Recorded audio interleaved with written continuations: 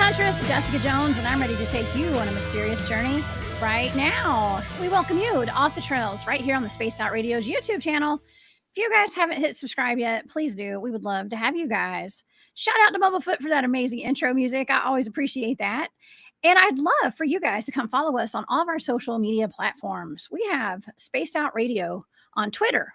That's at Spaced Out Radio. Instagram at Spaced Out Radio Show, and TikTok at Spaced Out Radio. You guys can find me, the Cryptid Huntress, over at thecryptidhuntress.com. And I have a really kick-ass YouTube channel, which, by the way, got a ton of subscribers overnight. I don't know what's going on, but I've been doing some really awesome shows over there on my channel. And yeah, I got a bunch of subscribers overnight. And so I appreciate that. So to all the new subscribers, people, the shows that I've been doing, and all the other podcasts that I've been going on, thank you guys so much from the bottom of my heart. I really appreciate that. It's a blessing. It really is a blessing. Looks like my computer might be freezing up a little bit. So I'm sorry. I just looked down at my phone. I was frozen. So yeah, freeze frame. That's me. If there ain't no technical difficulties, I don't know what to do. You know what I mean? Okay, y'all. Well, if you guys would like to follow along with what I'm doing, I have, like I said, my website, thecryptidhuntress.com. I got my YouTube channel. I've got a Patreon. That's the Cryptid Huntress over on Patreon. And I also have a really amazing Etsy shop that's called War Woman Goods. So you guys go get some War Woman goods if you get a chance. Also, we have the Space Travelers Club here at Spaced Out Radio. We have our Patreon over there. So you guys go join that as well. We have a lot of goodies for whoever signs up for that. And I'm sure it's on our website. Y'all go check that out, spacedoutradio.com. All right. Okay, everybody. We have a fantastic guest here tonight. I have my friend, Sean Bond, in the studio tonight, and we're going to have some fantastic discussions tonight over a plethora of subjects. So without further ado, let me go ahead and introduce my friend, Sean Bond. I actually met Sean in Montauk, New York, when I went up there with my group of friends. We went up to Camp Hero and to go watch that portal open up for the 20th anniversary of the USS Eldridge reappearing. Sean was there for all of that. So I had the pleasure of hanging out with Sean. Sean Bond is the founder of the Psionic League and Silver Accord Spiritual Science. He's a spiritual healer who aids others in holistic healing and spiritual growth. He's a problem solver and spiritual conduit for teaching others about multidimensional awareness and interaction with all of their individual DNA technologies. Higher functions and operation systems within anyone's soul sparks shards of their multidimensional self to help them manifest in the physical. You can follow Sean at the psionicleague.com. He's also a plethora of other things as well as in a Reiki master, DNA programmer. He removes entities. We're going to talk about all that tonight because it sounds so interesting. Please help me welcome to Spaced Out Radio tonight, Sean Bond. Hey, everybody. Can you hear me? Hey, Sean. Good to be here. I can hear you. Yeah, wonderful. Excited to be here. Yeah. Fun. We can get into a lot of fun topics. So what have you been up to lately? Have you been exploring? I mean, I've just been kicking ass and taking names, you know, that kind of stuff. I've just been being the Cryptid Huntress. That's what I've been doing since I met you and got to hang out. Man, I tell you what, you are one of the most interesting men in the world. Okay. Just like a lot of the men that I meet these days, y'all are some of the most interesting men in the world. And I'm lucky to be able to know you and get, maybe some of your knowledge will rub off on me or something, because you're such a multi-dimensional, multi-talented kind of person. Yeah. Thank you. Yeah. Well, thank you. And I feel likewise. Look forward to learning. Well, thank you. And asking you some questions of what you've explored so far in this world that keeps expanding. What is truly here? What is this game we're in? That's right. Yeah. So, what kind of things have you been doing recently? I know you went into Dogman and Bigfoot and the new things with the new ET that is gracing our feed with memes all over the place. Okay, yeah. So, like I mentioned when I first came online tonight, I got an influx of subscribers on my YouTube channel overnight, like a good bit, and I think partly it's because of that show that I did with the I remote viewed. You know, you're super into the psychic stuff, okay, the psionics, and that's why I'm so excited to have you here tonight, because you know I do a show every Thursday night where I remote view a target or two and talk about it. And this past week, I was tasked the blind target of the the two little alien bodies that got presented to the Mexican congressional UFO hearing, and that caused quite a stir, I believe. And it was interesting to be able to remote view that, Sean, because it's bringing another element into it because everybody's talking about it, but nobody's for sure if it's real or not. You know what I mean? So when I'm given blind So I like that targets, as you goes know, through with X-rays. yeah, yeah, The and egg. well, okay, do what? What do you think of the eggs? The eggs? Yeah, inside the, That the was so weird, right? I think the eggs were a nice added element because I can't say for sure. I don't believe those things were real aliens personally. But with the data that I had, it was so contradictory, Sean. It was like the first target that I got seemed as though whatever it was could be like ETs, but it was like a statue. Like my data included a statue and stuff, but that's kind of what thought I was looking at. Um, it seemed like it could be real. Like when we were analyzing the data, the second target, I don't know. It was like the location where it was found, where they were found, and it was like super ET extraterrestrial stuff. The third target, this was the kicker, was the composition of those bodies, and so that was it. It kind of looked as though it was not actually extraterrestrial, neither of them at that point. So it was weird. The whole thing's weird. What do you think about all that? Well, I'm pretty fine with whatever drip disclosure we get at this point because it opens up the door to a brighter future and more expanded and free. But yeah, I feel like there's definitely a narrative of like what is being allowed to be permeated through the medias, and then there's like this little Goldilocks zone of what we're allowed to think about it. And so that's like a maintained distraction while also being like, is it true? Is it not true? And um, yeah, I'm not too much of an expert at these mummies, but I've seen multiple different skulls from different teas before, so it's not like out. It's not totally like off the table of it existing. I'd have to like examine them myself. I've been kind of like looking at different versions of the photo, and some of them look way faker than some other ones, depending on like if they like pick them up and they kind of Yeah. like be around them. It's like, oh, okay, that doesn't look paper mache anymore or whatever. Um, I'm not getting too much of Yeah. data from what I've seen, so I'm in the skeptical realm right now. But I have seen other photos and various evidence that's like, oh yeah, there's totally ETs, and I had a lot of ET contact already, so it's I'm just waiting for the big players to step out in the field. So whatever. How about you? Yeah. Well, I think people were smart to kind of sit back and like not jump on it too fast because it seems like every time we get like a breadcrumb of disclosure, it turns out to be like fake or it's proven wrong. And I think that that's on purpose. I personally believe that they put out a little breadcrumb of information, they put something real out, and they put out something fake as well. And then like we're stuck spinning our wheels trying to decide what's real and what's not, and it's keeping us in a state of confusion and arguing and bickering over dumb stuff that we shouldn't be arguing about. So that's my take on it. Right? It's like a very well thought out effect creation of this weird. It's like I don't know how to describe it, but it's like we've been in this paradox zone of like in people's minds perpetuated that there are ETs and there are things out there, but not quite to the layer that the past has been uncovering more so with our ancient history. It's just always like a gatekeeping type of frame that seems to be presented. Yes. So yeah, I'm also interested in what kind of other species you've been investigating, and I've been also investigating my own.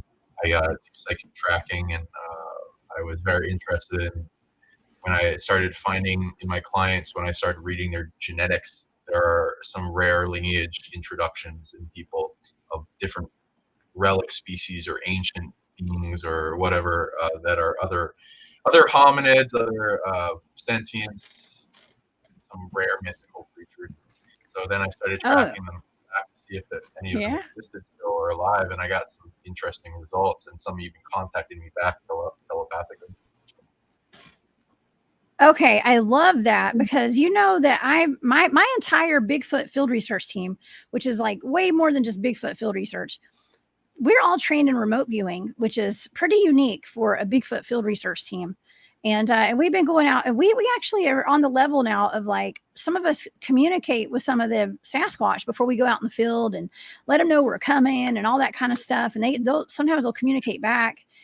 So we've been doing this for a while, okay, and that's something that I don't ever hear about from any other team, and and so that's why it's exciting to have you here tonight, to hear kind of your take on it, and like how you and what you've communicated with and how you've communicated with them, because it's not just Sasquatch. We're talking about like dogmen potentially being telepathic, um, lake monsters. I mean, ETs, definitely ETs. I mean, I've had communication with ETs that I saw standing right in front of me before. So yeah, lately I've been talking about Dogman, Sean. Okay, so Dogman's a big thing. I've been remote viewing breeding programs here in the U.S. that our government's doing, allegedly. Okay, so have you had contact with those? Okay, I love this topic, so thank you for bringing it up. Not many people do, and because Okay, the heck subject yeah. goes dry, but I love that you can talk about it. So let's go back and forth on what we've Oh my accumulated God, we data. can talk about anything here. Okay, so when I go into this topic of Canis humanoid, there's a lot of different factors and lineages that I've been gaining evidence for in the DNA. There's a few like Okay. lycanthropy that because this goes back ancient wise. So then like government programs, that's one of the Mm-hmm. factors. I've also ran into a few super soldiers that go into the concept that they've had Canis or wolf or whatever else berserker genetics added to them to go into a shifting type of effect, either in psychology, in uh, hormones for battle, Okay. or mindset of resilience, like the Vikings went into battle and they were kind of lethal at the time of berserking, but also to where they could shift into wolf, bear, and even other lineages. Um, so there's lycanthropy. There's like evidence for this. Back in time, I had a show with Douglas Dietrich about it. He like accumulates data from military records that is being destroyed, and it's like there used to be laws in parts of Europe made for to anyone that was espousing the ideology that werewolves don't exist was to be killed because it was that much of a problem, uh, and they had some of that going on, and it's like, Whoa. okay, interesting. So this used to be a bigger problem. I also Wow. tune into like wounds in our genetics for it. There seems to be a few things I've categorized. So like there's this big curse thing that is kind of like a virus curse kind of system with a big apex multidimensional predator entangled with it, and something to do with the moon affecting and having sway over it, and ancient connection with what is the moon and where did that come from. There is also a shamanic one of shifting, like vision work and psychedelics, such as like the mushroom Amanita muscaria that was used by the Vikings to initiate the berserker stage. Some shamans would do this to initiate a DNA change, go on a journey, and sometimes even like besides like either dream shape shifting, astral shape shifting, they could sometimes, if they were very advanced enough, actually physically shapeshift. And that would change their DNA, and that would be passed down the genetic line. There'd also, I've gone into this is the mainstream title for them, because are also going based on our star constellation naming process with the beings Canis Major, which is a humanoid dog species, ancient, that seems to be connected to the founding and DNA seeding of this planet with dog genetics, different types. Yeah, and then there's ancient. When I look back at different species, a lot of them are way older than this planet. This planet has a bunch of realms to it, and they're like overlaid on top of each other, and they're like gateways to travel between them, kind of like the tree of Yggdrasil. It presents the nine primary incarnating realms for Earth. The neutral one, then the light realms, like the heaven realms, dark realms, the tree of death, the Kilopoth, the quarantine realms, prison realms, and hell realms, for beings that are invading. Is like a lymphatic system that Earth sees still value in them to use later. So there's a bunch of different housing centers for different species Earth collects. She even saves species from dying worlds. She gets around, and she's very powerful.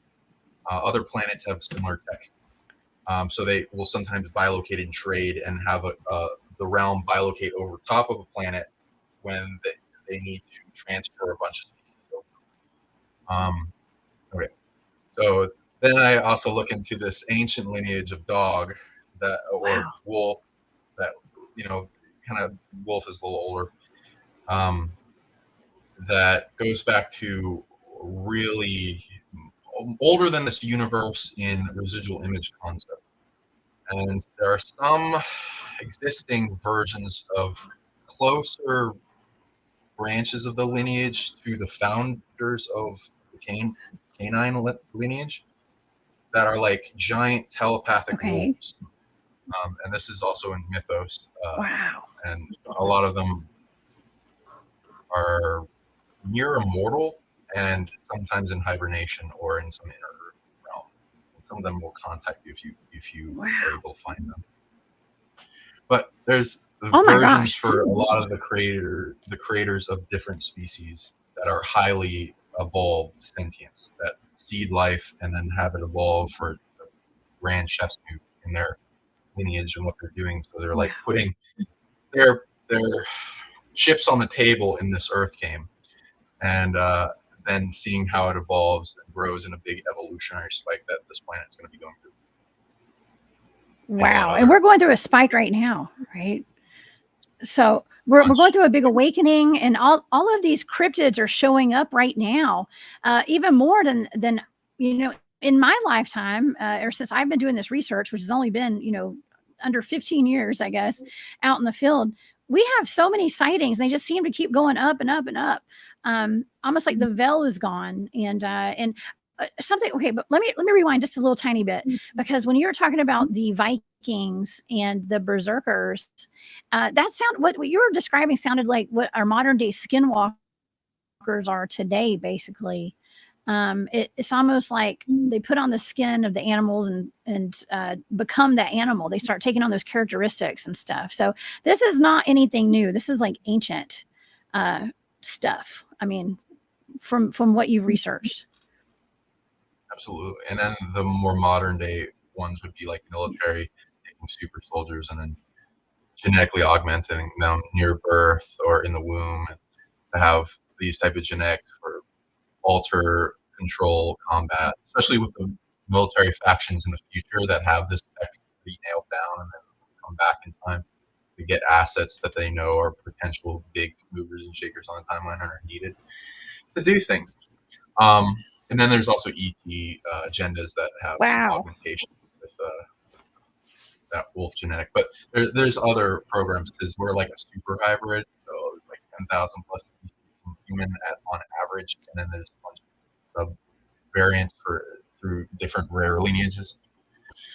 That's Wow, you're talking time travel now too. Okay, so and I wore my time travel jacket tonight because I knew we'd be talking about time travel. Okay, so That's anyways, yeah, I mean it's just it's so wild, right? Well, actually, this was in my shop. I just took it out of my shop because I love it so much. I'm wearing it now. But oh, and by the way, Dogface, thank you for that super chat. Dogface says this man is too sexy for my screen. Okay, all right, Dogface, thank you. Yes, good looking Sean over here. Yes, thank you for that super chat. So, okay, but yeah, we're talking like okay, and this is coming off of the trip that you and I just took to Montauk, New York. But we were hanging out with a bunch of survivors of the Montauk project, and I heard so many stories of teleportation and time travel.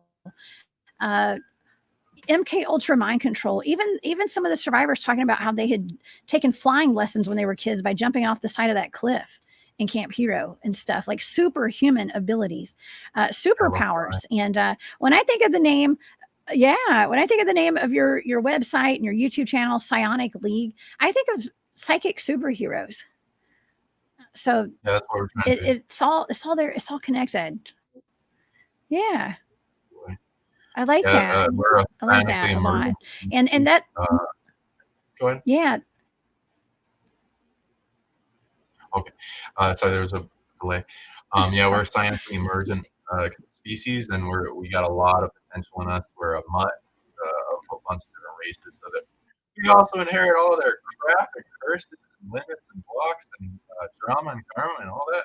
But if we pair all that and we get through it all, then we combine all those abilities together and kind of be unlimited in what we can perform with it.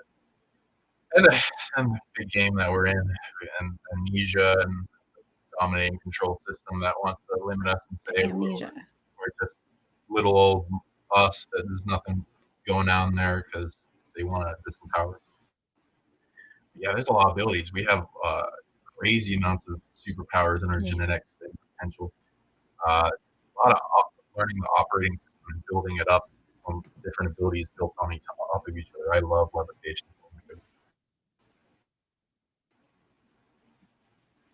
Do you fly in your dreams at all? Yeah.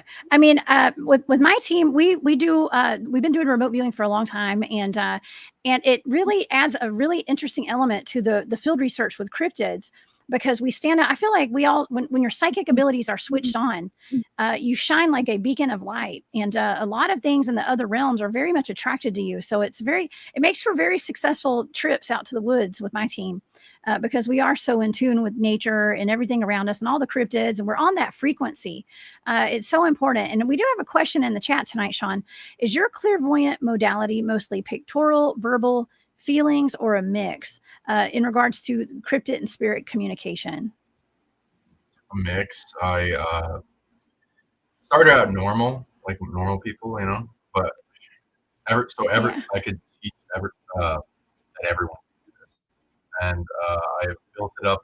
So mine's communication and interaction with cryptids. It really varies. If I'm like physically in the woods and I'm doing stuff, there'll be some mystical experiences that come down and affect me, and some will communicate in different ways, and there's interesting stuff.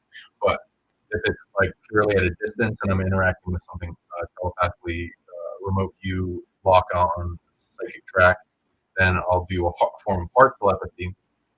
It's like a communication system of everything that you could imagine on your phone or your email in your heart. I recorded every message that's ever been sent to you in telepathic messages. And there's already messages waiting for you guys out there in your heart from soul family and different beings that know about you and what you're here to do. But and then observing and contacting those and figuring out what they are, and using discernment. So I teach telepathy in my courses as well, but so it's like a translation of, I'm like a hyper empath. So if you've ever, if anyone out there, I know you guys have had their heart open up tremendously to be able to feel everything super deeply, and then that kind of a wild ride of that being used against you, but then able to stabilize and then make it so it's secure, so you can translate instantly energy that comes to you in your heart. That's what I'm doing. And then a lot of my knowingness comes through healing into Yeah. the data and then narrowing it down, and then it's sculpting. And I'd recommend people build up off what they already got going that's strong, and then they use that to train the other ones because they're all interconnected as like one big sense. You combine your empathy with clairaudience, clairvoyance, and it all kind of sink in as one big hard organ once you detach all the separation of the mechanisms and the software and the hardware. You're a super technology body. Wow. Yeah, I've noticed that when my when I really started tuning into all of my clairs, I guess you call it, because I've always known that we have psychic abilities innately. Like when we're born with psychic abilities, but they're so under attack by our environment. Okay, the water supplies, the chemicals in the air, the foods that we're eating, all that kind of stuff, and plus the MK Ultra mind control and television and the music and all that kind of stuff. Like we're really under attack when it comes to that, and there's a lot of us out here that are fighting to decalcify our pineal glands, and to get other people to do the same, and to really tap in and tune in to their psychic abilities, and just paying attention to the environmental energies and shifts in the energy fields and things like that. But when I first started tuning in and getting really in tune with my telepathy, and even we even tried like bending spoons and things like that, telekinesis and psychokinesis and all that kind of stuff. I started noticing that all my other abilities started to awaken too, Sean. Like it's like you go down this path, you tune into one thing, and they all start awakening. And I find that when we're doing research with the cryptids out in the field, we're doing like telepathy, and they do mind speak and all that kind of stuff. Like it's like they're more advanced than we are. Like we think we're so advanced as humans, but it's really like the Sasquatch out there that have tuned in. I think that that's more important actually, is to have those abilities and for them to use it. Even accessing portals, Sean. Okay, and I know you talk about portals sometimes, but it's so important for us as humans to get back to that and relearn it, remember who we are, and get out of the brainwashing that we're in right now. Yeah, I agree with you. So I'll like cover each one of those lovely topics. Yeah, it's the ability of animal communication goes deep to where even if it's a low sentient species or insect or whatever, you can still talk to its higher self or the collective hive mind of it, whatever, however its spirit thing works. And then you can have it respond and do things and show up and be able to track it, and it will allow you to come find it, and your heart get pulled towards it. Then with the higher sentient ones, which there's a Oh, bunch of people kind of get out of this frame of, it's kind of like some type of ego wound thing that through a reality shakeup we experienced at the fall of Atlantis. That's like this big wound we um, inherited down to now that we're all healing. That is like a filter for how reality works and what we can perceive and what can come into our environment in the collective and at an individual level. And it seems more and more like there's this high amount of sentient species that are out of phase with our reality in like some higher dimension that this earth stepped down from. And as we're letting the veils come down off of what we feel safe in being able to be as a manager for what we perceive as the observer that affects the quantum experiment uh, of this earth game as a kind of coming into a being as a proper caretaker of this planet, then we become aware of more and more layers and realms and interact with more, and things start talking back to us. And we also can realize everything is kind of alive in the different layers, even if it's dead, like matter at its fractal level has like a lower dimensional kind of consciousness building up like Legos building blocks of this universe. And we're all kind of one, but it can respond in different fractal branches of the tree of personalities, each with records, and they can respond and have emojis and have interesting data ping ponging back for you that like links and gives you more knowingness of everything else. like with the Fae, with the fates, that the beings that influence the occurrences of cause and effect and what continues down the timeline, and beings of high authority and management of this realm, such as the Sasquatch, that have beyond what we see in their bodies for the high sentient ones, not the feral ones. They're more than just their body, as like this will go into, as if your higher self is the entire body, and what you dip below the water is one of your toes, is just your body, and your higher amount of this guy back of me. Yeah, it's like the big versions of ourselves. Okay, so wait. Oh, okay, I didn't mean to interrupt you, but okay, so do you think that being heart-centered, okay, like heart-centered is what is the most important thing when it comes to communicating with the kids there? Because I know that when you go out with pure intentions and you do lead with your heart, okay, I think you do get better results out there as far as researching goes. Would you say that that's true? What do you think about that?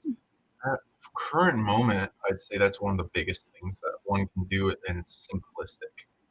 Because a lot of operating systems can be made off the heart that Simplistic. lead towards enlightenment. And when a being tends to shine brighter, then yeah, things will respond. The universe will respond. Things start showing up. And like, for instance, whenever a time I was reaching different states of enlightenment, because there's like transcendence of a type of emotion or a state of mind or a limit or a block, and then overcoming each. And it's like a different layer to the onion of coming closer to that original true self deep within, unhindered by blocks and limitations, your unlimited self. Yeah, things start showing up. Like I've had one time, like 50 flies just land on me, and they just just shake them off. They don't come off. What does that mean? And then I just read into them, and it's like a bunch of remote viewers and angels and ascended beings like saying hi and then trading with me through like a medium. There's like beings that'll influence animals to come in your path, like even legends like the Fae, in Celtic mythos will like, oh, they can influence, control, and you can shapeshift to animals and then appear to you. In the native mythos that go into animal medicine, and then the universe giving you messages and integrating downloads. There's a lot. Yeah, and the heart goes into big knowingness, like your connection with source, your oneness with the universe, and your connection with the infinite. So if you're wanting to connect to anything, I'd say go through your heart, and then you can more easily. It's like a cell phone, or it's beyond that. Though. In fact, that's just one of the things we've been able to translate in reflection to ourselves in technology that all mimics the body. Yeah. Okay. Speaking of technology, this is something that I don't know. I'm not familiar with. What is DNA technology? Because I've heard you talk about this before, and I don't really understand what that is. Can you explain it to me? Kind of like I'm in elementary school. Sure. Give me the easy version. How easy? Oh man. Let me see if I can translate in smaller package. Um, Or you can give me in the adult version too. It doesn't matter yeah. either way. Yeah, I don't. So, like, there are self receptors and these antenna in the DNA that science has gone into being able to shave off the self receptors, and it becomes like a stem cell, and they can swap that back and forth between patients, and put on the new self receptor cells. It receives a signal. So it's like we're not the consciousness isn't in our body. It's we're an antenna receiving consciousness, the field of consciousness tuned to our specific frequency. And so that's why it goes into organs can be rejected by another patient that's receiving them, or they take on some of the personality of another person and start like craving pickles. They've never done that. And it there are like a phantom DNA experiment goes into it, can capture light and magnetize wormholes that then holds an energy that would be like the spirit, the light body, I call it, of light. That also science has gone to that there are certain qualities of light that make it look like it's quantumly entangled with all light in existence. So then it goes back to this connection of a tree of oneness. So the DNA technology is an old thing that was created to be a suit for an experience and perception. There are other layers of reality that work similarly to DNA, but like some have different rules. But this one's like this super advanced hybrid of all this tech from different universes Okay. combined together, and multiple elemental layered bodies that are perceived to, and layered over top of each other to be able to interact with other dimensions. Uh, Once we get it turned on more and more as people are going through upgrades, such as your audience, it carries Yeah. down memory, mostly experience, genetics, operating systems, abilities, maintenance, and providing a type of job for the Earth at any given time. There's a lot of systems having to do with each DNA lineage that's introduced themselves to us from different planet origins, and even this one. And there are even the ability for multidimensional, higher dimensional beings to be able to upgrade our genetics with something I've labeled kind of DNA seeds or light body add-ons that they can do spiritually, and then that can create a Okay. shift in the next. There's something called transposable I think it's retro transposable elements, which is like a zipper that goes up and down the genetics and can edit and take things out and then implant things. There's even genetic markers of tampering with our genetics, like the chromosome 2 looks like it's two spliced together, and there's virus introductions of genetics with a certain program and limitation, and there's other things going on. So it's an advanced form of a supercomputer that has a bunch of operating systems that are mostly dormant for most people here. But then in some species that are a specific lineage has honed those abilities for lifetimes and made them stronger, and then they added them to us, but then they're targeted because we're like super targeted, and use as batteries on this planet. Unfortunately, Oh, wow. bunch of things we gotta get through, like with what you're saying.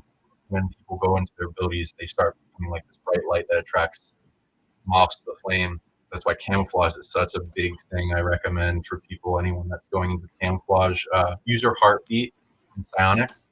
Build up of your heartbeat every time you every time you breathe and every time your heart beats. You put the program like a geometry coming off of it in bursts of energy. This already happened. Science has gone to. There are frequencies emitted by the heart that take 7 seconds to go around the entire planet. There's a big electromagnetic field. There's multiple fields. Um, so you can amplify an intention through that. The magnetic field of your heart, as you get that more open and expanded, it amplifies every energy that comes through it.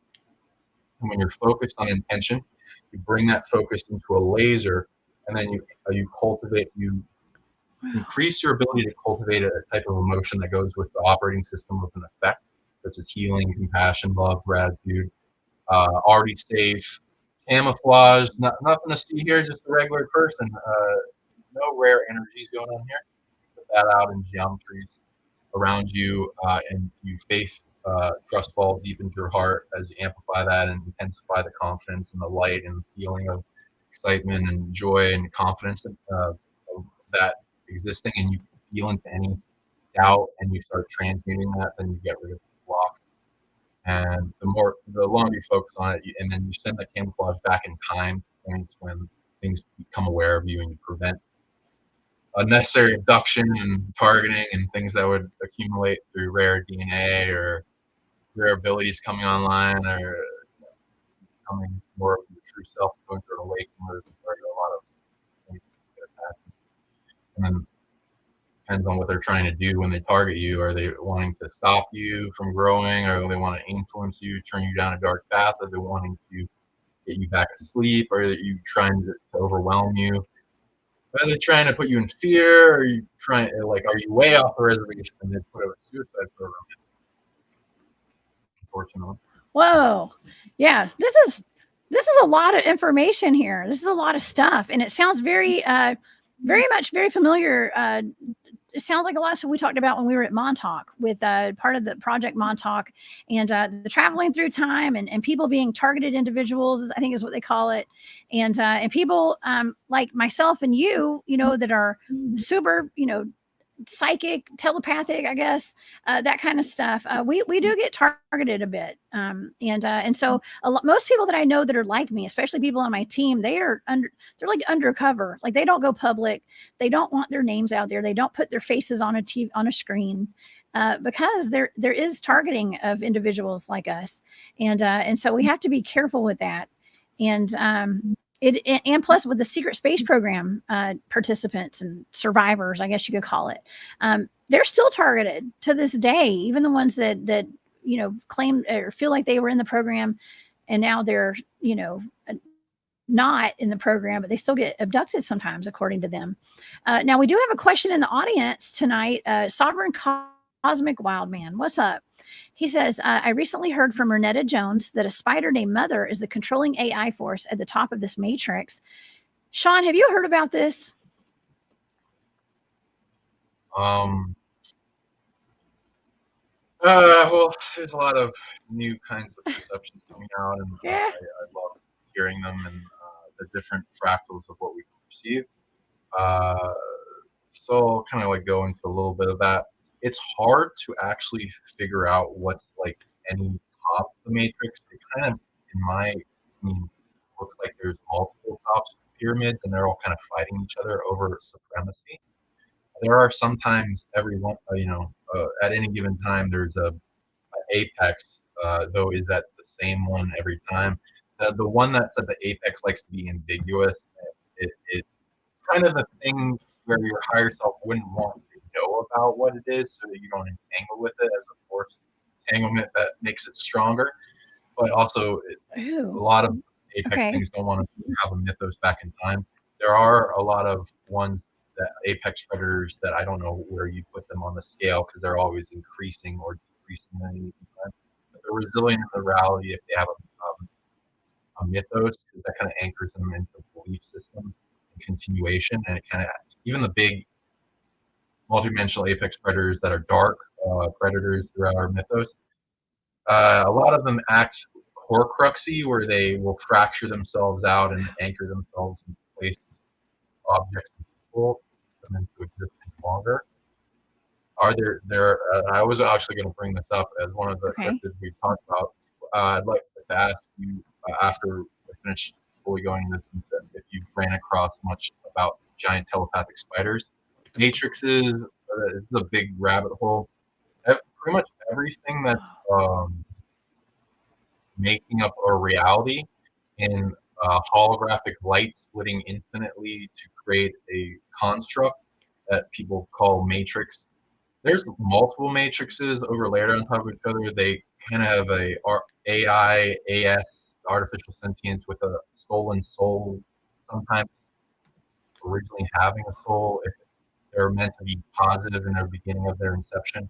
Matrices, like any other ability, are usually an authority held by the light, and then the dark steal it. The dark does not earn any of their abilities. The reality is held by a source of goodness, and then they're invaders from other universes, and they kind of want to fuck shit up and start take over the universe and make it in their own and recreate it in their own image. Some even want to uncreate it.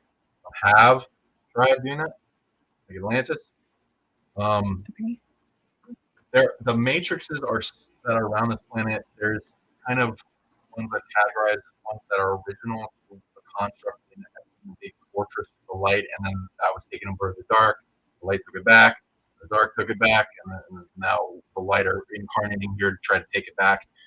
And then there's the incurring overlays of matrices that were stolen by various really dark forces that then overlay it as a control, harvesting, monitoring, gaining data, omniscience type of system. In their original function, they should act like control, fence for children, containment, and young consciousness that don't know moral code, keep them in line.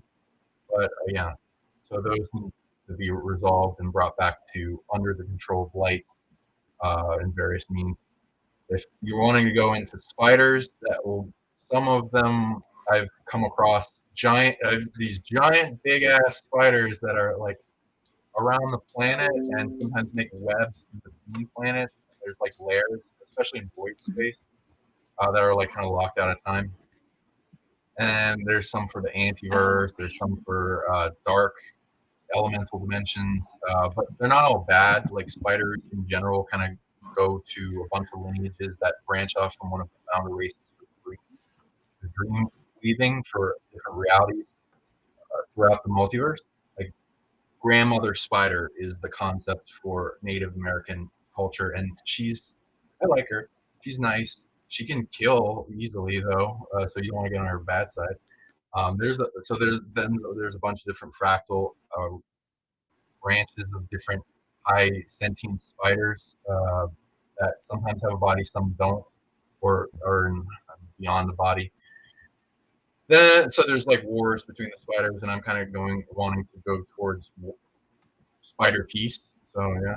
But then there's these giant telepathic spiders in Earth too. So some of them, I mean, they're in their own way, and they don't really care about our species. Some have an awareness of our species and added genetics to us. There's even like shape-shifting ones that will go into the Japanese yokai mythos of it's like a horse spider or one of the shape-shifting into a human lineage. Then Sotsugumo, I think, I forget what it's called. And then so there's these really big spiders, light, dark, and neutral. Some of them have a control system over some of the matrices, kind of like a web net type of thing around the planet. I don't know if I classify that as the biggest one. There's also archons in various species that people call them archons. It's a Greek word for ruler. It's like a part of a system for both angelic archons, demonic archons that are like a part of what I don't necessarily completely go along with Gnostic text, but there's themes that I will use as wording for these beings that can try to control the incarnation grid. And they come from many planets. So there's tall gray ones. There's big light body formed ones. There's spider ones. There's reptilian ones. There's a bunch. It's where the dark kind of like invaded a planet, and then they force evolved some being through mass rituals, and then they send that spirit across the wherever they are to this planet, and then they set it up as a management whispering into its mind so that it's really hot shit and that it can control everything. Wow. So yes and no. I'd say I can't tell you what's the top of the pyramid because my higher self doesn't really want me to entangle with it. But I am going at the level that I can with what I can handle. And there's a lot of eyes at the top of the pyramid from what I can see. And my question. Yeah, I don't like there's certain. Okay, I couldn't hear you. The microphone cut out a little bit. What was that? The question was that. Yeah. So I'm sorry, I still couldn't hear you. So the spiders. Giant telepathic spider. Sorry, there's a delay. Okay. No, I have. Okay, so I have never encountered giant telepathic spiders, but first of all, my friend Barry, not Barry Littleton, Barry Everson, he's in contact with some telepathic bugs. So that's for another show. I'm gonna have to send him the link to this tonight because yes, I do. I joke with him about that often. But yes, I have never come in contact with a telepathic spider. at all, or giant ones. But you hear about like there's gigantic spiders up in Antarctica or down in Antarctica, I guess. Gigantic spiders there, and my friend Daryl James has been on my show on my channel over at the Cryptid Huntress. I met him at the Journey to Truth conference and spent some time with him down in Florida, actually, with his lovely girlfriend and a bunch of our friends. And he told me the story the first time I ever met him when he was in the secret space program. He told me about a spider that they had that lived underground in one of those facilities that was very ominous. And it was like a spider human hybrid. And it wasn't pretty, and it did a lot of bad things to children and stuff like that. So yeah, but I have never come across one in all of my years of field research ever. And thank goodness. I don't mind spiders though. I'm not scared of spiders. but I have not come across any telepathic spiders. No. And most of them you wouldn't want to come in contact with. They don't particularly respect humans unless demonstrate something respectable. When I interact with them, I usually will project myself from a interaction I've had when I was incarnating in their species, and I will project that forward as if I'm their species. Some of them I would read what my higher self would recommend me do in interaction with them. Sometimes it would recommend me not to tell them I'm human. Yeah, there's a bunch of them down deep underground. Some are really deep, and there's like walls of rock that is really hard for them to penetrate through. Seems like some type of maze system that was set up with layers of protection. That Earth is protecting something big and valuable, and it's surrounded itself with various species that are overpowered, going deep and separated them so they could house them, but them not super interfere with each other. There are less hostile spiders that are close to the surface that are huge. There's a whole mythos for this in both South America, Vietnam, China, Ireland, Japan. Yeah. So anyway, yeah. So there. Yeah. There's a lot of spiders out there. There's so many cryptids. Yeah, some that are like big as a dog. My friend that was on tour in Vietnam said they saw when they're near the shore and there was like a cave. Some of the spiders were like as big as a dog. So there's stuff here now, and I've also heard some stories and pictures come out from South America. If you do want to go psychic tracking for these, there will probably most of my interactions with them have been through reading clients and then like, oh wow, you've been a huge reality weaving spider in the past, and then the big higher self thing comes in and is aware of them and starts communicating them, sending spiders in because they can remote view through them and influence them to show up to people if they want to communicate. A bunch of insects come to me when a being wants to communicate, and I'll send it back and forth to them, and a new insect will pop in, land on me, and it'll go back and forth between them. Like recently, I was using this big spider's web to communicate with one of the founders of Dreams. So I wanted to help clear and make my dreams a lot more clear and remember them.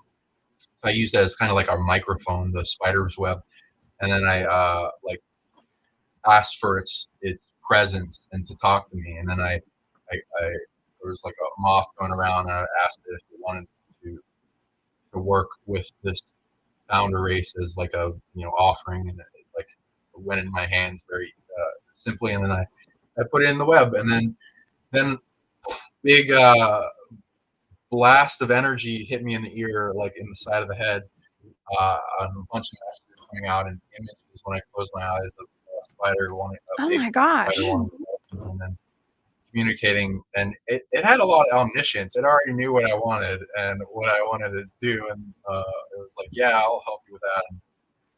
And here's what it wanted tech. It also, oh yeah, thanks for bringing that up. It wanted me to present it in a good light on air. So I'm like, okay, here's my opportunity. So yeah, guys, there's a bunch of different spider founder race lineages for Dream. If you want to improve your dreams, you can talk to them through like the spiderweb network. There are a bunch of different lineages that they all will connect back to the founder lineage. Each has their own flavor, and so there's different personalities that you might interact through that. So just be discerning and careful, and be very respectful, because they can do damage like psionically from a distance. There's different species that will use different offensive moves, like fangs, or wrap you in silk, and the different silks will have different poisons. Yeah. So you want to get on their good side. And if you do, you can present things that you're good at, and they'll trade you improved dreaming, and you can be like an oracle to them. And some are evil, of course, but there's a lot of good ones, because they're part of the making of reality. Very sad. So I recommend. I love that. Contact. And that's what it wanted for me, to improve. Okay. Oh my gosh. Good. So it improved your dreams. And I love this. I'm sorry, I've got a little lag on my computer tonight for some reason. So I was trying not to talk too much. Okay. I'm going to get this worked out before the show tomorrow night, y'all.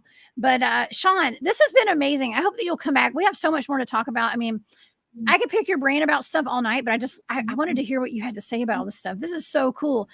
We don't get this perspective very often when we're doing these shows, when it comes to the psychic abilities of our own psychic abilities and the psychic abilities of everything that's out there in the multidimensional universe that is what we're a part of right now. So where can people find you, Sean? Tell us about your website or social media, if anybody would like to get in touch with you. Yeah, thank you. I appreciate that. Also, like, re-upload this, and we can help get hold of you. I'm Sean Bond at Psionic League, and you can reach me at psionicleague.com. Fast way to get a session. Or I'm also on Facebook, Sean Bond, and Instagram. On YouTube, over 400 videos of a bunch of people demonstrating superpower abilities, and if you watch those, you can download the blueprint and learn how to do it yourself, because everyone can do these things. And also, we've got a bunch of products, and I'm going to be doing online free, some paid on my website membership that teaches you a bunch of abilities, and I'll be doing meditations and presentations in the future. How can people reach you? Awesome. Me? Everybody can find me at thecryptidhuntress.com and over here at Spaced Out Radio every weekend. And I'm all over the place. Just turn your computer on. You'll see me. I'm there somewhere. I'm on a different show every day. I don't know. I'm out in these streets and having a blast. And so I hope that I get to run across you again out in these streets one day, Sean Bond. You're awesome. And I just think you're the best. And so please come back and see me. Everybody go to psionicleague.com and find Sean on social media. All right. Awesome, Sean. Listen, have a great night. Thank you so much for being here. And we'll see you next time. Come back and see me, okay? Yeah, I will. It'll be fun. We have so much to talk about. All right. See you, Sean.